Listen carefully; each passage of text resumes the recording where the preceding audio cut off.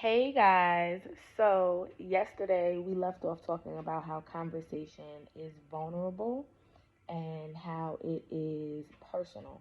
And so I want to pick up with someone from the Bible who prayed in a very vulnerable and personal way and kind of discuss what the next nugget is. And so let's go to First Samuel chapter 1, verses 10 through 14. And I'm going to be reading the New International Version.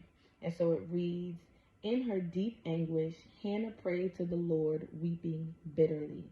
And she made a vow, saying, 'Lord Almighty, if you will only look on your servant's misery and remember me, and not forget your servant, but give her a son, that I will give him to the Lord for all the days of his life, and no razor will ever be used on his head.' And she wept, and she kept on praying to the Lord. Eli observed her mouth. Hannah was praying in her heart, and her lips were moving, but her voice was not heard. Eli thought she was drunk and said to her, 'How long are you going to stay drunk? Put away your wine.'"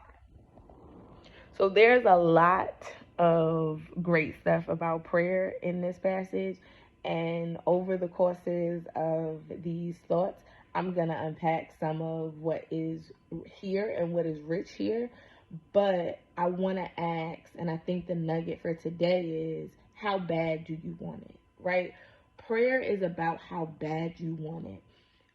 As I said yesterday, a lot of the things that I wanted or I was seeking or wanted out of my life in regards to going to parties or things like that, I wouldn't ask my mother.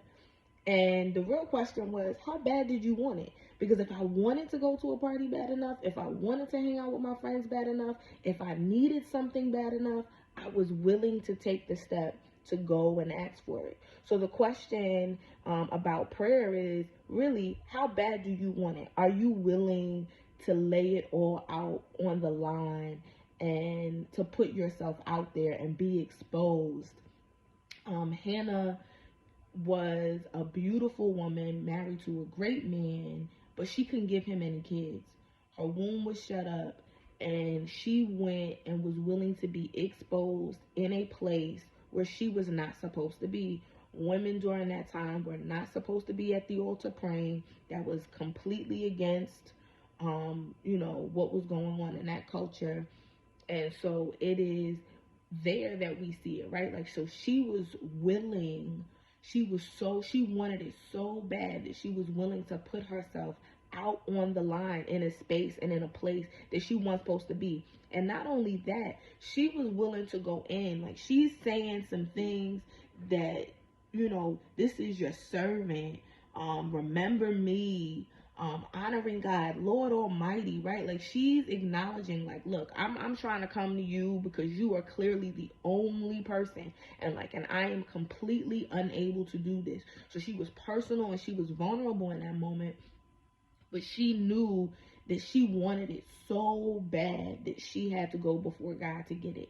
And so that's important in this moment, is for you to realize that in prayer is about realizing that there is no other power source.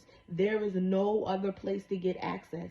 There is nothing else. God is the final say on everything because he is the creator. But it is also the deeper understanding that what I desire, what I want, God can give it to me because he's God, right?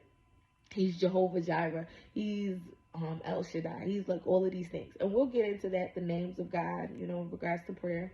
But it is understanding these things, right?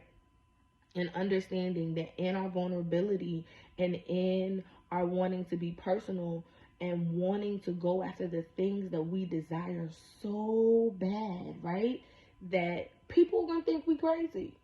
I purposely added those last two verses. I wanted to add those last two verses because I think that it's important to understand that when we choose to go into this rhythm of prayer, when we choose to go into this this thing of doing an active conversation with God, people may think that we're crazy. There are going to be some people in your lives that are going to look at you and be like, why are you praying? Why are you praying about that?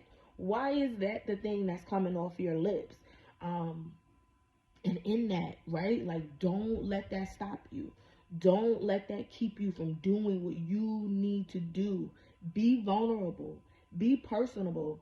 Be personal, but also go after the thing that you want so bad with the only person who is capable of giving it to you, is capable of letting you know if you even need it or not, right? Like, we're going to get into that, right? Like, are we praying about things that we shouldn't be asking for? But I'm jumping ahead.